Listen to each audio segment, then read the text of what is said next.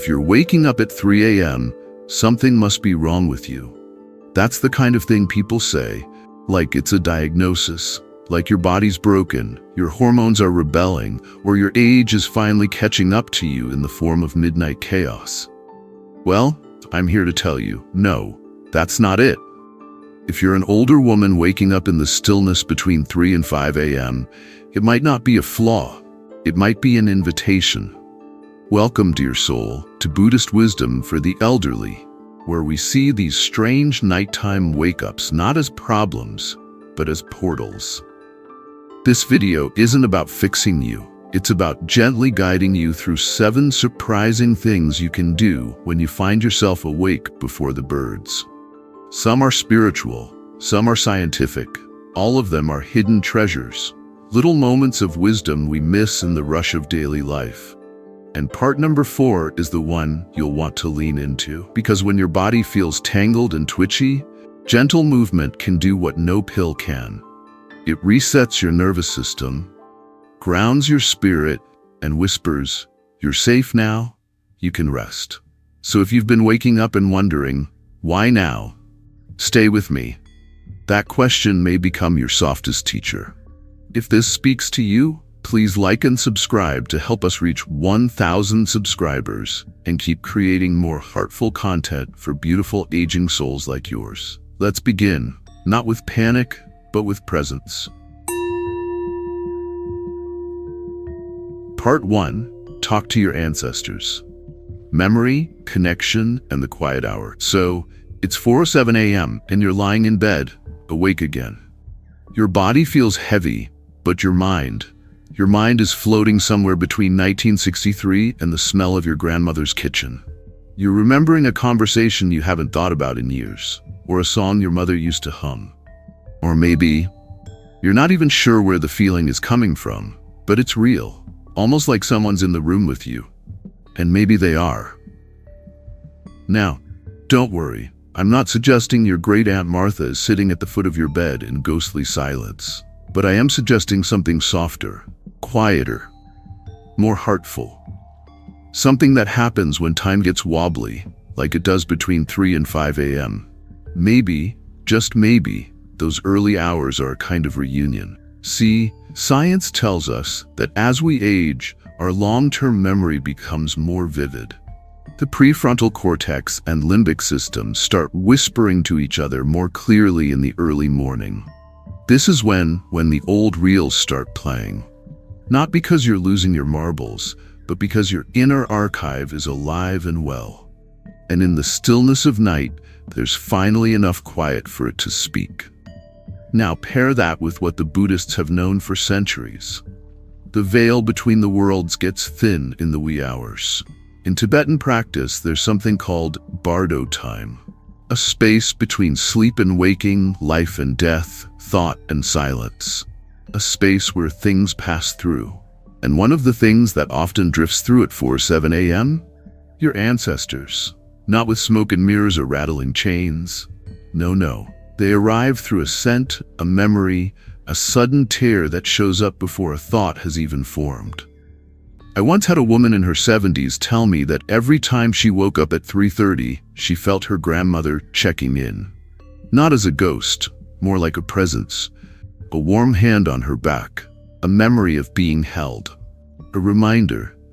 You come from love, you were never alone. Now that may sound woo-woo to some. That's okay.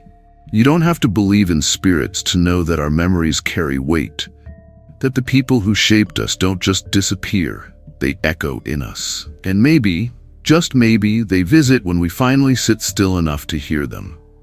So here's what I invite you to try. Keep something close to your bed that connects you to where you came from. A locket, a photo, a piece of jewelry, a recipe card in your mother's handwriting, something real, something worn, something sacred to you. And when you wake in the dark and feel that tug in your chest, that ache that isn't quite yours, hold the object, breathe, and say out loud or silently, "I remember you, thank you." Or, "What would you want me to know right now?" You don't have to hear voices, you don't need fireworks, just sit, breathe.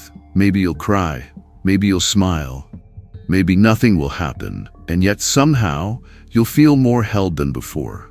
Because these people, your people, they shape the soil you grow from. And even if they were imperfect, and let's be honest, they are still part of your song. Buddhism teaches us there is no separation, no self that exists in isolation. Everything we are is built from everything that came before. When we remember our ancestors, we are remembering ourselves. So next time you wake up in the silence before dawn and a name or a face floats into your awareness, don't push it away. Invite it in. Let it sit beside you. Let it teach you something. These are not just sleepless nights. These are sacred hours. You're not alone in the dark. You're surrounded by memory, by love, by the whole line of women who carried life through the chaos and handed it to you. What a miracle. Part 2. Don't force sleep. Do this instead. So it's 3:17 in the morning. You're lying there like a baked potato in a tinfoil wrap, staring at the ceiling like it owes you answers. You glance at the clock. If I fall asleep now, I'll get 3 hours. Okay, 2.5. Wait, did I just lose another 15 minutes? And the math spirals from there. Suddenly, you're in a full-blown negotiation with time, cortisol rising like a bad landlord demanding rent. Now listen, sweetheart, if this sounds familiar, welcome to the club. You're not broken. You're just awake. That's it. That's the whole thing. You're conscious at a weird hour. That doesn't mean you're doing life wrong, but oh, how we fight it. We tighten our jaw, clench the covers like it's a battle for territory, and think, I must sleep, or else. Or else what? You'll be a little tired? You'll drink tea slower tomorrow? Please, you've survived decades of heartbreak, hot flashes, and teenagers. You've got this. Here's the real kicker. The more you try to force sleep, the more it tucks its little sleep tail between its legs and scampers off into the ether. Sleep is like a shy cat. Chase it, and it hides under the couch. Sit still, be chill, and maybe, just maybe, it'll curl up beside you again. Now, if I may offer a spiritual nudge from your old pal Ram Dass, okay, imitation Ram Dass, stop trying to fix the moment. Be in it. This moment, yes, even this awkward, wide-eyed one, is just as holy as the others. Maybe even more so, because it's honest. Let's say you're lying there, tangled in your sheets, running through the greatest hits of your past mistakes and tomorrow's worries. That's your mind doing what minds do, entertaining itself with drama. Think of it as a cosmic soap opera on the Me Channel. So, what now? Sit up. Gently. No need to karate chop the darkness. Just rise like an old wise turtle. You're not declaring war on the night. You're just saying, all right, I'm here. What now? Then breathe. Not the dramatic yoga class breath, just a human breath. In for 4, pause, out for 6. Repeat until your nervous system stops doing the cha-cha. Now smile. No, not a pageant smile. Smile with your awareness, with your heart. The way you'd smile at a dog who peed on your rug but tried really hard not to. That kind of smile. And while you're there, look around. Maybe your pillow's turned into a tortilla. Maybe your foot's hanging off the bed like a rebellious teenager. Maybe your room is 87 degrees because you're a post-menopausal goddess who radiates like the surface of the sun. Fix what you can. No drama. Just compassion. Now here's a fun fact. 3 to 5 a.m. is considered a sacred window in almost every mystical tradition.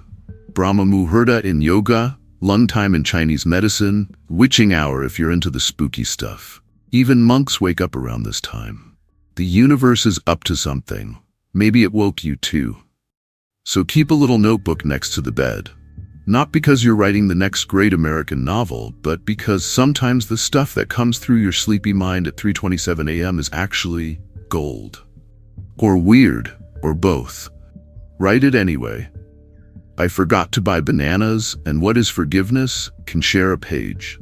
Nobody's judging. This is your life, beloved, even this moment, especially this one, the quiet ones, the strange ones, the ones when everyone else is asleep, you're there, and you're there, blinking into the mystery. Stop fighting it, be with it. Maybe sleep will return, maybe not, but you you'll return to yourself. And that's the real home we're all looking for. So next time you're awake at 3 a.m., don't curse the clock, light a candle in your heart, breathe, and say, "Ah, this too." Then maybe, just maybe, the cat of sleep will tiptoe back and curl up beside you. Part 3. Hydrate, but smartly. All right, it's 3:47 a.m. You're awake again, staring into the dark like a philosopher who misplaced her glasses. Something's off. Your mouth feels like a cotton ball convention. Your legs have taken up interpretive dance, and your body's playing that game where it's hot and cold at the same time. Delightful, right?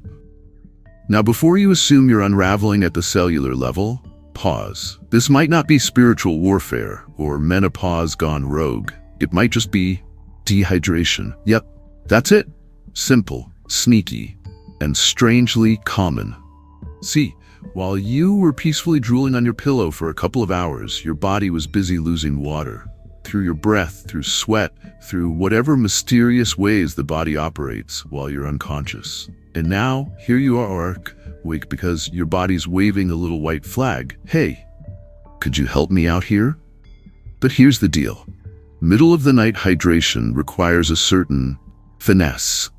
You don't want to guzzle down a freezing glass of water like you've just finished a marathon in the desert. That's not hydration. That's self-sabotage.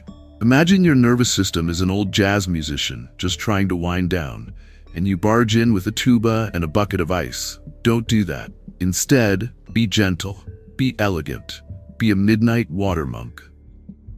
Keep a little glass or bottle of room temperature water by your bed. Not a jug. You're not preparing for a desert expedition. Just enough to sip.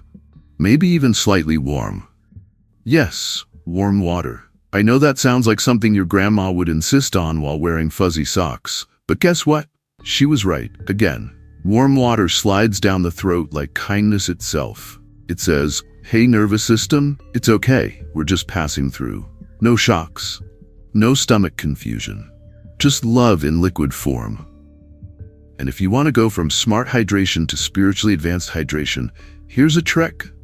Add a pinch of sea salt, not the fluorescent white stuff from the diner. I'm talking about the good stuff. Himalayan, Celtic, the kind that still remembers the ocean. Why? Because your body hasn't just lost water, it's lost minerals. Sodium, potassium, magnesium. These are the little background singers in your bodily orchestra. You might not notice them when they're doing their job, but take them away and everything sounds off. Just a pinch, a whisper. You're not trying to recreate the Dead Sea. You're just helping your cells find their rhythm again. Not into salt?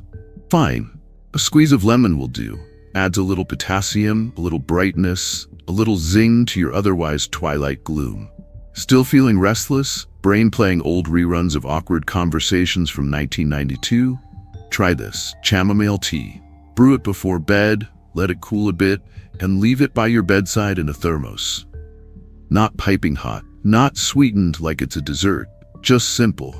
Chamomile contains apigenin, which sounds like a Greek philosopher but is actually a calming compound that tucks your brain in like a loving grandmother. Sip it slowly, like you have nowhere to be, because, newsflash, you don't.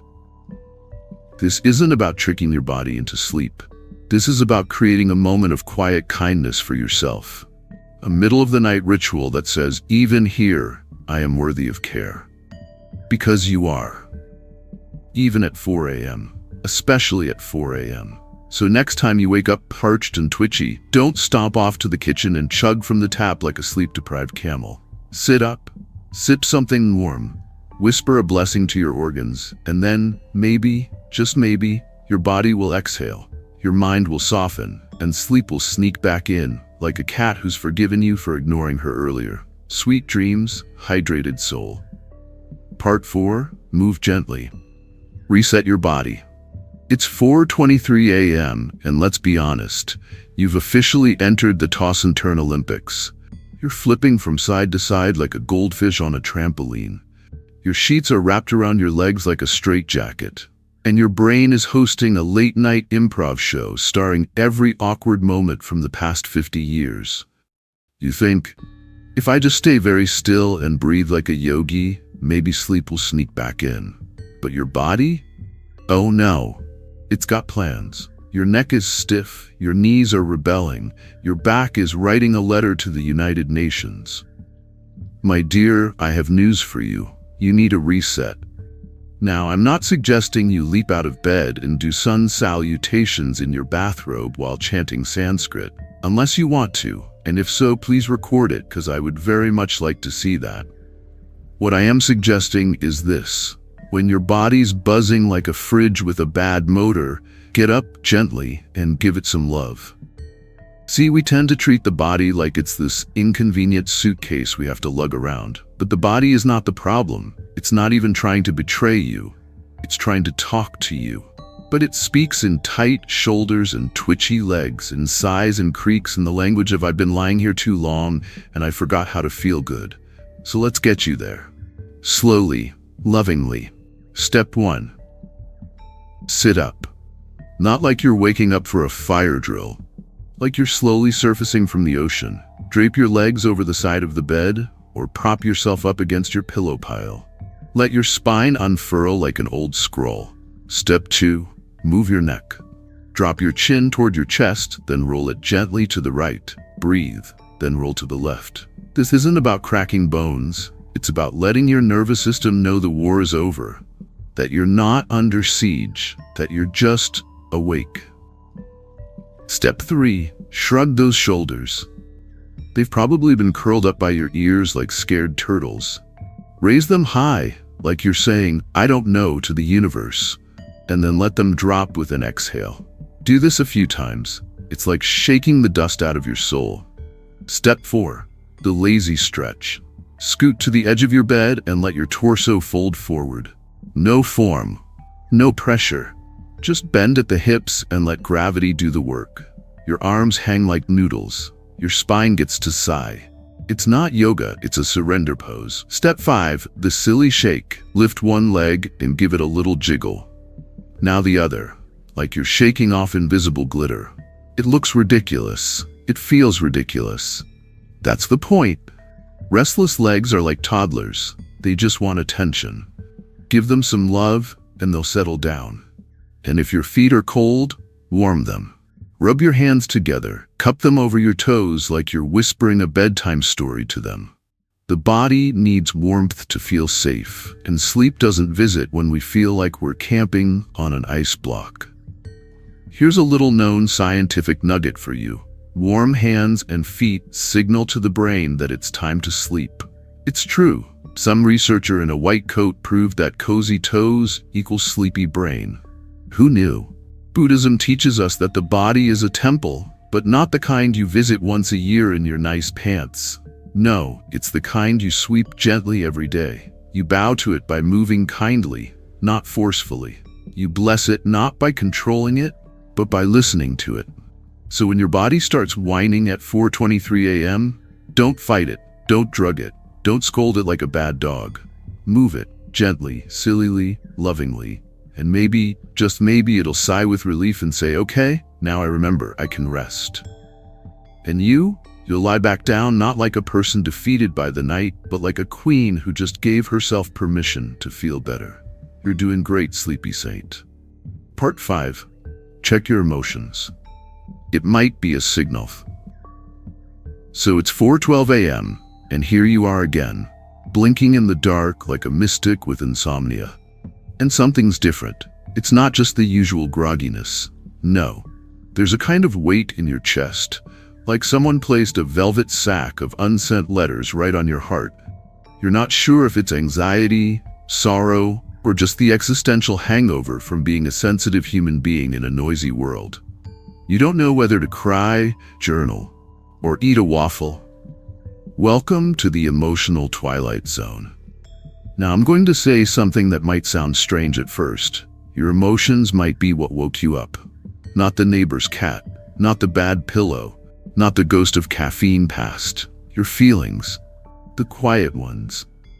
The ones that don't get a lot of airtime during the busy daytime hours. They're like shy relatives who only show up when the house is silent and everyone else is asleep. In traditional Chinese medicine, the time between 3 and 5 a.m. is associated with the lungs. And the lungs, they say, are the home of grief. Yes, your lungs. Those two big balloons under your ribs. Apparently, they've been doubling as emotional filing cabinets for your entire life. Sadness, loss, regret. Even the grief that isn't yours, that ancestral ache we carry in our DNA like old family recipes. Yep, the lungs are holding all that.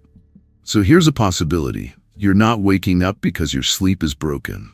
You're waking up because something in you wants to be felt. And isn't that kind of beautiful? We live in a world that tells us to keep moving, keep smiling, keep scrolling. But at 4:12 a.m., there's no one to perform for. No emails, no traffic. Just you and your inner life, sitting together in a room like old friends who forgot they knew each other. So what do you do when you wake up feeling this way? First, sit up. Gently, like you're about to open a love letter from your own soul.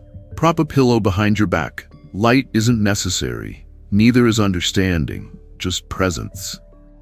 Then ask yourself softly, what am I feeling right now? Don't overanalyze, don't fix, just listen. Maybe it's grief over something you never got to say. Maybe it's anxiety over something you can't control. Maybe it's that weird emotional gumbo that happens when you're 70 and still trying to figure out how to let go of your mother's voice in your head. You don't have to write a poem about it, but it helps to have a little notebook nearby. Jot down 3 thoughts. Doesn't matter if they're messy, half-formed, or sound like the ramblings of a sleep-deprived monk. I miss how things used to be. I'm tired of pretending I'm fine. Do penguins have knees? Doesn't matter. Just get it out of your head and onto the page. Now breathe. 4 counts in, hold it, 6 counts out. Again, let your shoulders drop, let your heart loosen. With every exhale, whisper to yourself, aloud or in your heart, I release this for now. You're not throwing it away, you're bookmarking it. You can come back later when the coffee's hot and the daylight feels kinder. But right now, you're honoring the signal without turning it into a crisis. Because here's the thing, emotions aren't enemies, they're messages. Buddhism teaches us that when we cling to what we love or push away what we fear, we suffer. But if we can just be present with what is grief, joy, confusion, whatever, then we begin to wake up, even if it's 4 in the damn morning. So next time you wake up with that ache in your chest, don't see it as a failure. See it as an invitation. Here I am, your soul says. Are you listening? Yes, yes you are. And maybe, just maybe, once you've felt what needed to be felt, sleep will return. Like forgiveness, like breath, like the soft exhale of someone who has stopped resisting and started allowing. You're doing beautifully. Part 6. Bless your aging body, a midnight act of gratitude. It's 4:44 a.m. and your hip just made a noise you're pretty sure wasn't in the original design specs. Your knees feel like they've been arguing with gravity all night. And let's be honest, your bladder has developed an impressively urgent personality. This, my dear, is the midnight meeting with your aging body. And I say, show up for it. Now I know, we don't always have the best relationship with our bodies, especially as we get older. They wrinkle, they ache, they betray us in small and occasionally ridiculous ways. Who knew sneezing could become such an extreme sport? But here's the thing, your body is not broken. It's just evolving, slowly, loudly, with a few groans and pops along the way. Buddhism teaches us that the body is a temple, yes, but not the polished, glowing kind on postcards. It's more like one of those ancient temples in the jungle, mossy, cracked in places, maybe a monkey's living in the roof tiles, but still sacred. Still a home for spirit. And science? Science says gratitude rewires the brain. Literally. Studies show that just a few minutes of heartfelt thanks can shift your nervous system from stress mode to rest mode. One study even showed that gratitude journaling improved sleep in older adults. Not just by soothing the mind, but by soothing the body. So here's my radical proposition for your next 4 a.m. wake up. Instead of criticizing your body, bless it. Yes, right there in the dark, while your joints are negotiating peace treaties and your spine's doing its best ancient tree impersonation, bless it all. Lay a hand on your chest. Whisper, "Thank you, lungs, for breathing through the night without being asked." Lay a hand on your belly. "Thank you, gut, for still doing your mysterious digestive alchemy, even if you complain a little more than you used to." Touch your feet, those noble beasts, and say, "Thank you, feet, for carrying me through 7 decades and still trying." You don't need candles or chanting or a full moon. You just need presence, a moment of tenderness with this living vessel that has walked with you through it all. Grief, love, childbirth, loss, laughter, change, wild adventure, heartbreak, and the grocery store. And listen, if your body has changed in ways that feel unfair, if it's slower, softer, saggier, atchier, you're allowed to feel that too. This isn't about spiritual bypassing or pretending everything's great when it's not. This is about saying, even now I see you. Even now I thank you. You are not your body, but your body is your home in this lifetime. It has been your vehicle for hugs, for dancing, for walking into rooms where you didn't feel ready but showed up anyway, for holding babies, for holding yourself. And now at 4:44 a.m., it's asking not for judgment, but for acknowledgement. So make it a ritual. When you wake in the night, do a midnight blessing scan, from crown to toes, noticing, thanking, softening. You'll be amazed at how this melts tension, how it quiets the fight between your mind and your form. And sometimes, once the gratitude has settled in, once you've held your sacred flesh with compassion, sleep comes tiptoeing back. Like a shy child who just needed you to say, "I'm okay." So bless this beautiful aging body. Bless the parts that hurt. Bless the parts you forget to notice. Bless the scars and the softness and the miracle that you're still here. Because, sweetheart, you are still here. And that is no small thing. Part 7. Calm your brain with sound.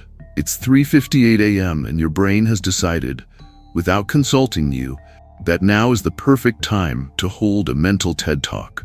You're lying in bed, eyes wide open, suddenly recalling that weird thing you said at a dinner party in 1987. Then you jump to tomorrow's appointment, next month's bills, climate change, and whether you lock the front door. All within 45 seconds. Congratulations. You've entered the hamster wheel of the mind. The late-night, no-ticket-needed ride that makes you question everything you've ever done while wearing pajamas. Now, here's the thing. Telling your mind to shut up and relax is like telling a toddler to calm down after a juice box. It doesn't work. It never works. Because the mind, God bless it, is like a DJ that doesn't take requests.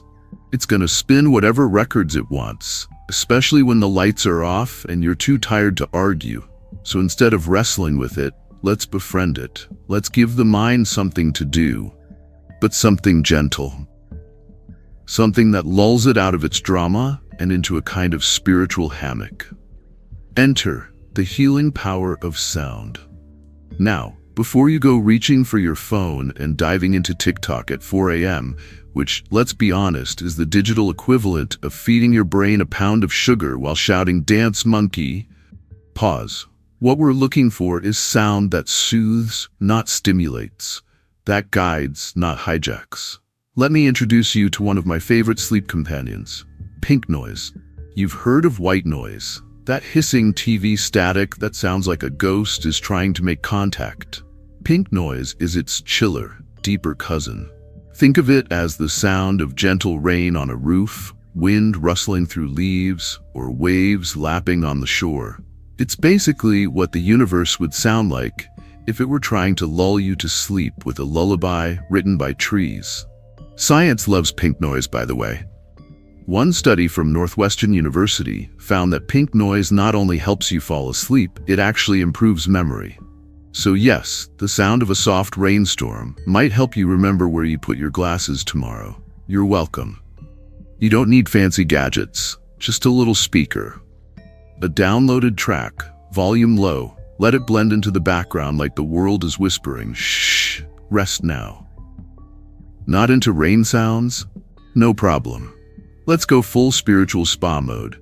Try a short guided meditation. Not the hour-long monk chant with gongs and echoes that sounds like you're ascending a Himalayan mountain. No.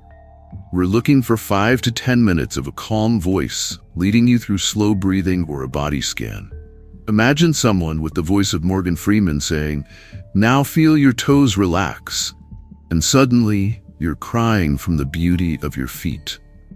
That's what we want. These meditations give your brain something to focus on, but not too much. It's like handing a child a stuffed animal instead of a triple espresso. Or, if you're more the literary type, try a monotone audiobook. But be careful. This isn't the time to start a thrilling mystery or your favorite fantasy epic.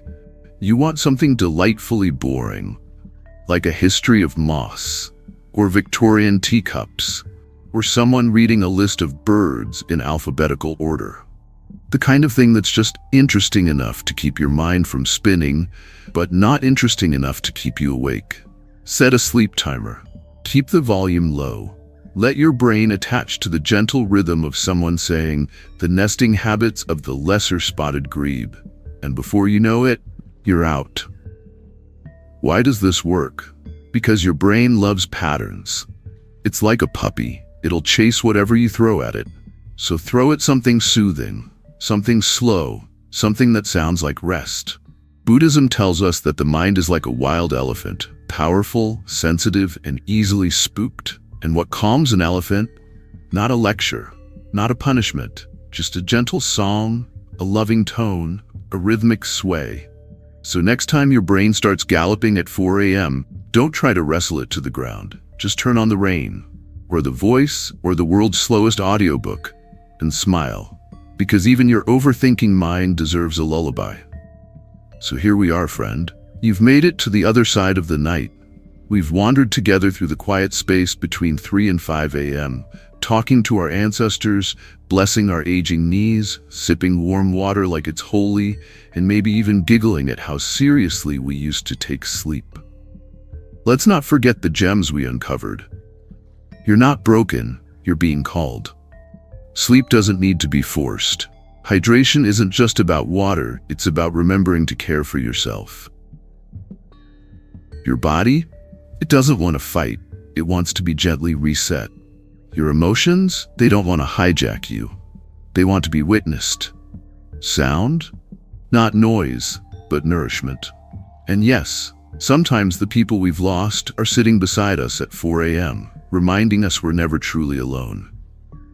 If even one of these practices brought you comfort tonight, hold on to it. Let it become a tiny ritual, a secret handshake between you and the universe. And if this video felt like a soft blanket on a cold morning, go ahead and like it, share it with someone you love, or leave a comment about what resonated. I'd really love to hear what part surprised you most. Oh, and if you haven't yet, subscribe. We're walking this path toward 1,000 subscribers, and every click is a nudge of encouragement to keep showing up for you. Until next time, breathe deep, sleep easy, and remember, you are not a problem to solve. You are a presence to honor. Good night, beloved.